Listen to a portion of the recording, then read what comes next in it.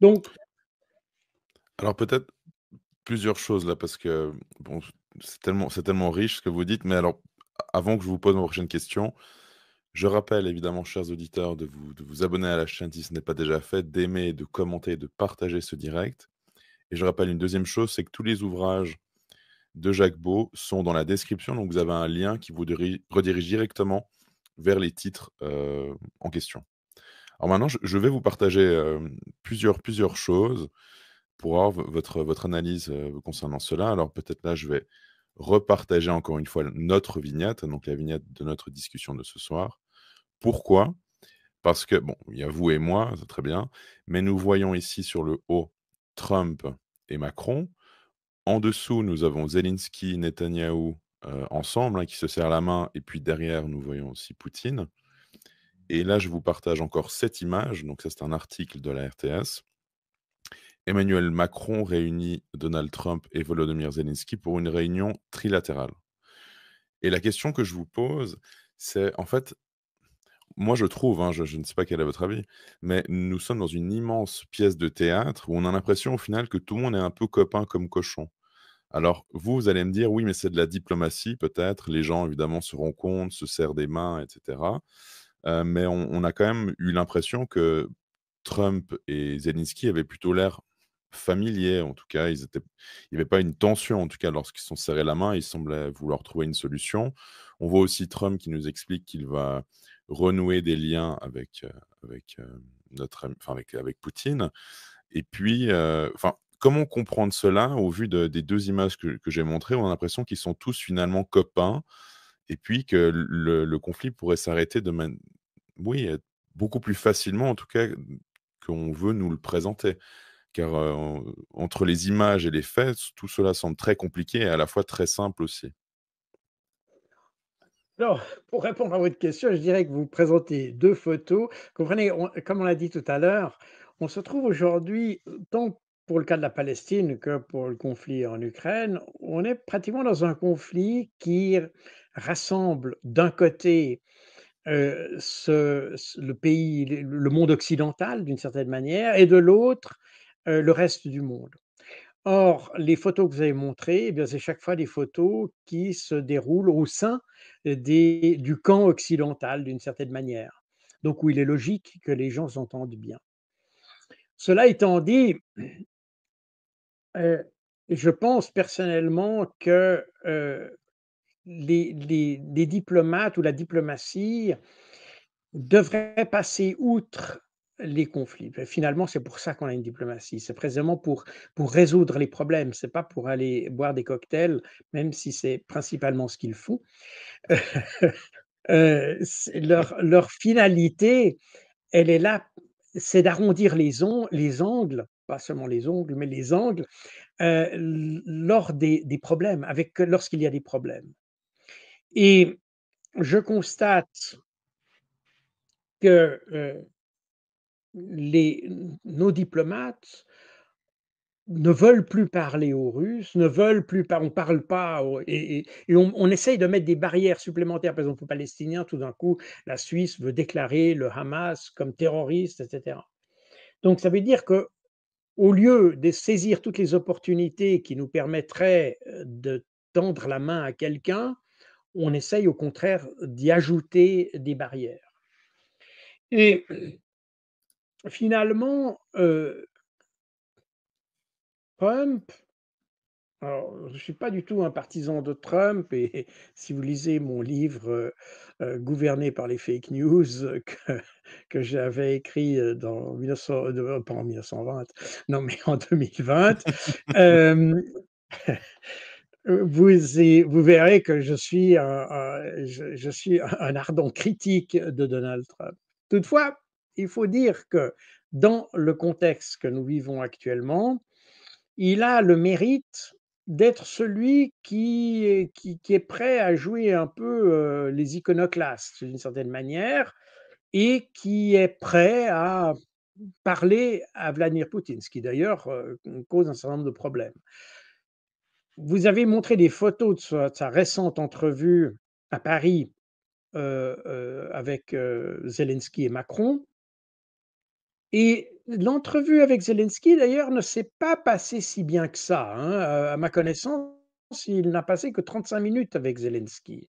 Alors que, il a passé beaucoup plus de temps avec Viktor Orban, qui est allé le voir à Mar-a-Lago. Ils ont passé beaucoup plus de temps ensemble, ils ont parlé beaucoup plus longtemps qu'ils n'ont parlé avec Zelensky.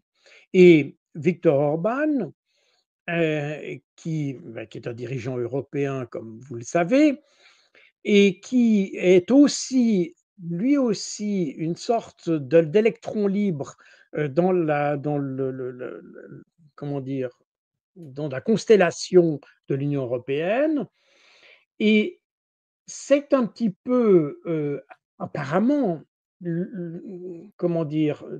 C'est devenu presque l'envoyé spécial de Trump, vers la Russie, ou du moins, Trump veut utiliser Viktor Orban comme un pont possible avec la Russie en vue, d'un règlement, ou en tout cas, d'un dialogue à propos du conflit ukrainien.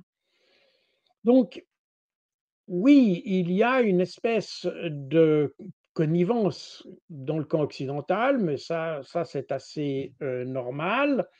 Ce qui est moins, disons, attendu, c'est le rôle de gens comme Viktor Orban, et cetera, qui tout d'un coup deviennent un peu des électrons libres que l'on peut utiliser pour tendre la main, à un partenaire auquel on ne voulait pas parler jusqu'à maintenant. Et ça, c'est l'élément intéressant, si vous voulez, de cette affaire. Donc je ne vois pas une théâtralisation. Il y a certainement depuis, pas seulement depuis 2022 d'ailleurs, mais probablement depuis 2014, une espèce de polarisation en Europe contre la Russie, et au lieu d'essayer de résoudre les problèmes, on n'a fait que les accentuer par des sanctions, par, toutes sortes de déclarations aussi, fallacieuses les unes que les autres.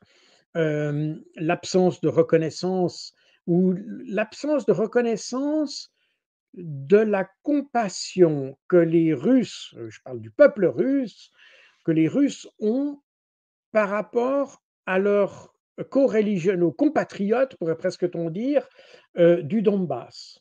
Et c'est d'ailleurs cette compassion-là qui a poussé la Russie à intervenir en Ukraine. Le reste, l'OTAN, et cetera, c'est des éléments de fond, mais qui n'ont pas été à l'origine de cette intervention. L'origine de l'intervention, c'est bien la relation entre la Kiev et la population russophone, ou russe même, ethniquement russe, de son pays. Et ça, c'est quelque chose auquel la population russe de Russie est sensible, et pendant, les années 2014 à 2017 en tout cas, je me rappelle parce que j'étais à l'OTAN à ce moment-là, et on m'avait prié, en raison de mes fonctions, d'avoir un œil particulier sur ce qui se passait dans la région du Donbass. Donc j'ai suivi ce conflit à ce moment-là de manière extrêmement précise, avec des informations qui nous venaient, d'ailleurs des différentes instances de l'OTAN. Et on s'apercevait qu'à ce moment-là, Vladimir Poutine résistait à la pression de la population russe pour intervenir dans le Donbass. Donc, on a il y a un réel, phénomène culturel qui était là, et que les occidentaux ont refusé d'accepter.